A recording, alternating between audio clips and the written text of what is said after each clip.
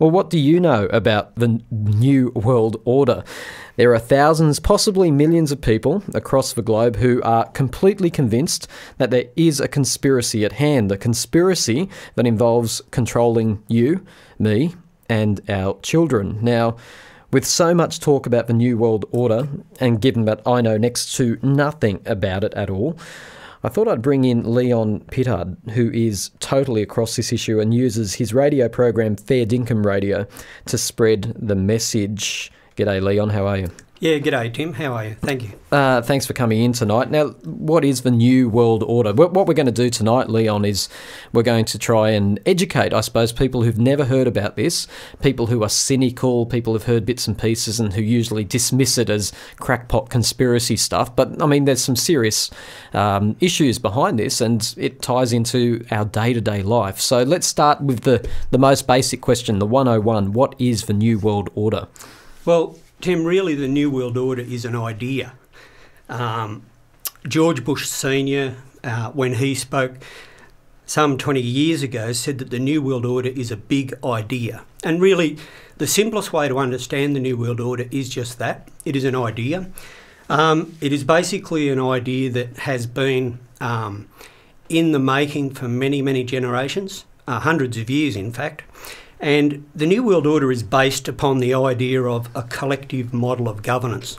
And we have all grown up, in Australia, for instance, where we grew up understanding that we're in a free country.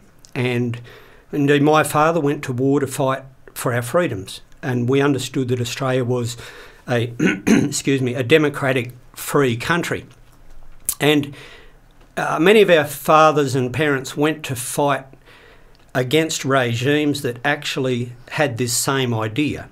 And that idea was that the people did not have an opportunity to have a say in their governance, and that the people who were in power knew a whole lot better than the common people. It really comes from the idea that the people that are behind the New World Order actually really think that they are of a better class of people than the common man. And that they need to and have a right to control the population effectively, yes? Yes. There's a lot of different reasons for the need for control by these people. The people that are behind it are very powerful people in the world. They are in all different places. They are embedded in all governments. They are in all corporations, in the banking interests of the world. They are all very powerful and very rich, and they are very determined about their goals, and their goals aren't really hidden. In your opening address there, you were talking about conspiracies, and that's what most people refer to anyone that studies these subjects as a conspiracy theorist, yet their agendas are actually quite open. And when you do research, it's not very hard to find what their stated agendas are. Okay, so a quick answer to this one. Do you believe that we in Australia are living in a free, open, democratic society, or is that just an illusion? No, we are not. Look, it all comes back to the understanding of what a democracy is. And, I must admit that until I started researching fully these subjects, I really thought that the people had a lot to do with their own future in a democracy. But really, we get to vote once every 4 years or 3 years, in whatever the case may be. But the agenda continues. And I'd just like to make the point here at sort of the beginning of our discussion that this is not a left-right issue.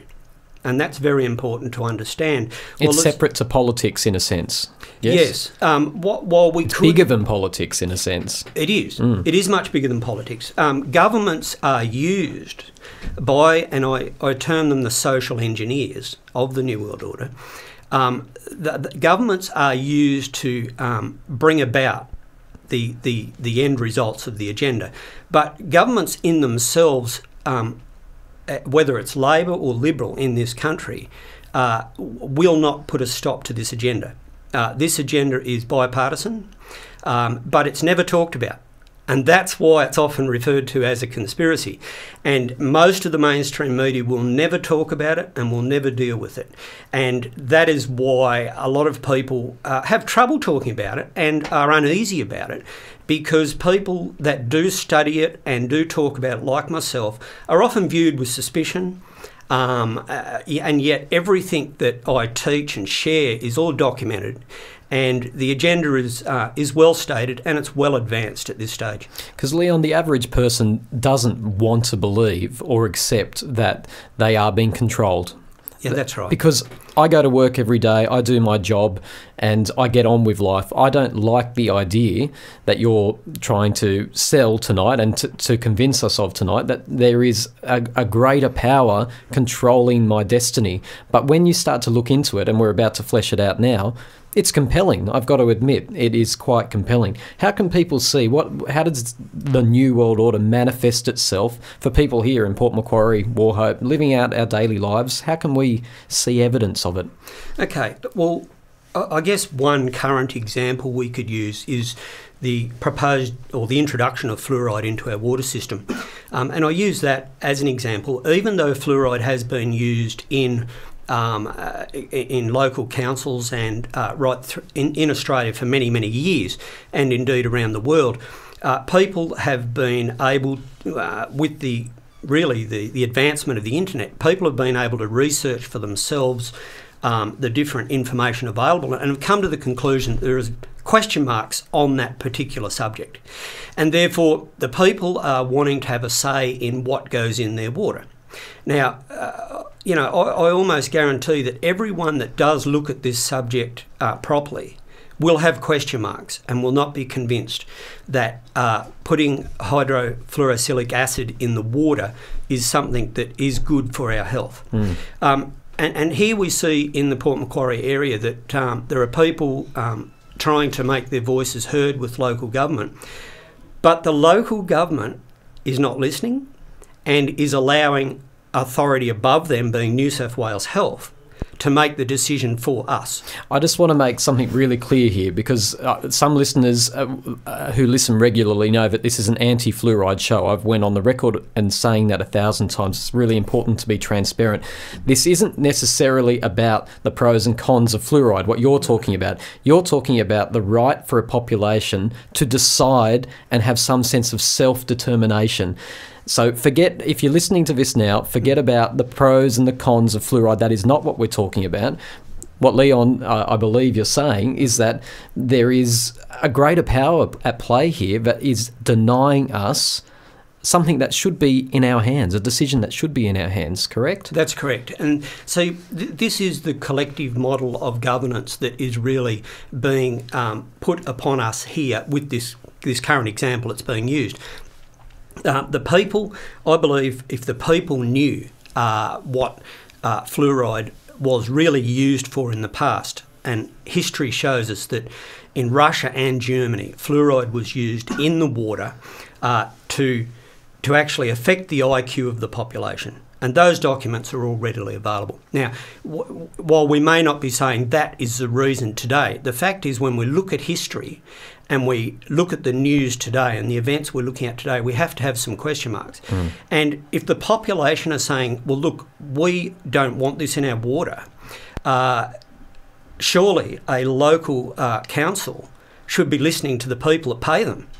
And this is where, and we're using this as an example, centralised governance. The governance is coming from on top.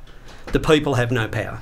But the people on top that you're referring to use tools effectively. I'm just trying to explain this to people like me who don't quite understand it. But if I'm following you correctly, the people in power who want to maintain that power and increase that power and influence use tools such as fluoride, and I'm assuming immunisations. Yes. And I'm assuming that you'd also be someone who supports the idea that chemtrails are a reality in our society as well. Yep, the assaults are many on many different fronts. Our health is one subject where, I believe that every individual has the right to determine what goes in their body.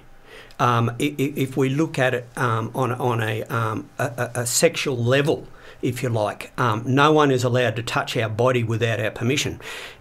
and yet we find there is components being put in our food supply, the chemicalisation of foods, the genetic engineering of foods, where today a lot of the big fast food chains are using genetically engineered corn syrup in their products. And this is without people really understanding what is going in their body.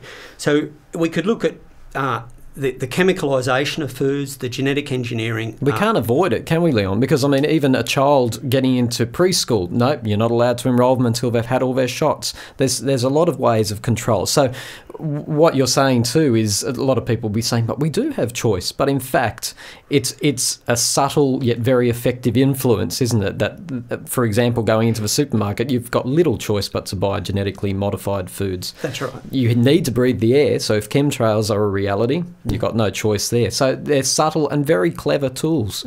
Absolutely. And these are all tools that are used on the population at the local level. But behind it, Tim, they will the planners have developed a very good strategy, and that is to use science.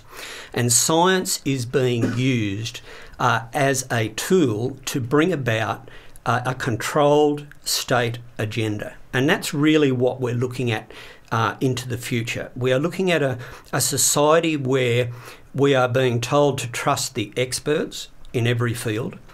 But what we find when we do research is that a lot of the science community that is producing the data, indeed the research for governments, are paid for by corporations. And these corporations have an agenda. I'll give you one example. Monsanto has a stated open agenda to own the whole entire seed bank of the world. And that seed bank will be genetically engineered, and it will have self-destruct technology in it every 12 months, so that if anyone wants to buy food or to grow food, they'll have no choice but to grow genetically engineered food. Now, I've just used that as an example, but Monsanto provides the scientists, which provide the research to governments to say, this genetically engineered corn, soy, or whatever it is safe. There is tens of thousands, and that number is not exaggerated, of Indian farmers that have committed suicide because of genetic engineering promises that were made to them. They've had to buy the product from the genetic engineering company, they've had to buy their fertiliser, and they have become bankrupt. And these people live on a very subsistence, meagre living, and after 2 or 3 years of crop failure, these people have committed suicide. Now, I'm just using that as an example, but this is where we're coming to a place in our lives where choice is being taken away and we are being allocated energy, food, water. Every component of our lives will be registered, certified and allocated. Now, this is open, it's stated, and this is really what the current environmental movement is all about, and the term you would have heard, sustainable development. This was born out of the Rio Earth Conference in 1992, and it is called Agenda 21. Okay, now Agenda 21. Well, I knew we'd eventually hit Agenda 21. It's a very intriguing concept. Just explain it in the simplest of terms, please. Okay, well, Agenda 21, its basic aims are to take away every nation's borders and sovereignty. This is happening today in Australia, in every country, in fact, not only Australia. And it is also to take away private property rights, that's a stated agenda, and to decrease the standard of living for all of us living in Western countries. We are considered as being too well off and too affluent, and our standard of living is to be decreased in line with third world countries. And it's under the term equity, where our finances are to be taken from us and transferred to third world countries. And how will they do that? How will they affect that sort of change? Because I own a property, what are they going to do? Okay, well, they do it by increasing taxes and fees. The carbon tax, that is the agenda. It has got nothing to do with reducing carbon dioxide. It is a financial transfer, if you like, through the United Nations, through the World Bank, the International Monetary Fund, which will be the bodies that designate where that money goes. And it is tagged. Already there is billions of dollars of our money tagged for different countries, Africa, India, Sri Lanka, all different countries, with huge corporations in the middle that are going to funnel this money and look after it. And in fact, in Uganda, only last year, there has been cases where corporations are coming in to very poor areas and saying that we want your land, we want your valley to grow trees for carbon offsets, and they are waving millions of dollars at the leaders of those tribal communities, and these people are used to having no money. And there has been cases, many cases of villagers being killed by mercenaries to allow these corporate structures, which are in league with the UN, to bring about these countries where carbon credits are farmed for us, where we will have to buy those credits to keep our power running. So there's just some examples of what's happening. It's a scary scenario, but I also know, Leon, that fear is another one of those tools. We keep talking about tools tonight, but fear is one of them. When we talk about things like global warming and disease, so we are convinced as a population that we need to make changes. So it's done very cleverly, isn't it? Basically, we are convinced that there is an issue that we need to address so that they can bring this agenda in. Things like immunisations and carbon credits. There's always a disguise around what they're trying to do. You're absolutely right. The fear is the problem that's caused. And the problem is always caused. And then, of course, a solution is provided. And that solution always involves losing your liberties. And suits the agenda that you're talking about tonight. That's correct. Okay, let's fast forward down the track. What will our world look like when this is implemented, when it's further implemented? What will our world look like? How will it change? For example, I have heard it suggested that part of this agenda is to decrease the population significantly. Is that something that you agree with? That is correct, yeah. Well, the stated agenda is for a population in the world no more than 1 billion people. 1 billion or 500 million, depending on which documents you're looking at. So therefore, the question a lot of people listening would want to know is, well, how are they going to decrease the population? Because that's a frightening prospect. How do you think they're going to do that? Are we talking influenza outbreaks here or war? How could you significantly reduce the world's population? There's lots of different methods. War is a method that is being used today. It's being used in the eastern countries, as you know. The United States is constantly at war, pursuing world domination, and they will never just return home and be a peaceable people, because war, as you've stated, is one of the tools that is being used. There is also mass vaccinations in third world countries, experimental vaccines being used on military all around the world, and indeed on Indigenous countries, especially a lot of black communities are being brought into this.